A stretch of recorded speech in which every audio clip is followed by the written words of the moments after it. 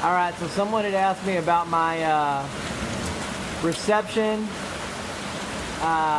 with the weather when we get bad weather, and so I'm going to show you. There's my antenna, my over-the-air antenna up there. And it is pouring in Houston, Texas right now. It's nasty outside. So I'm going to show you what we got. So there we are on the channel guide. And that's NBC coming through really good.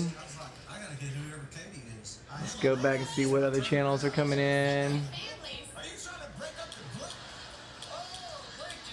Let's see, CBS channel 11,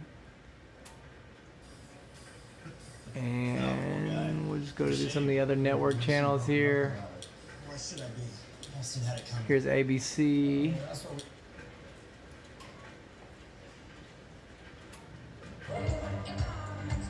And let's just check Fox.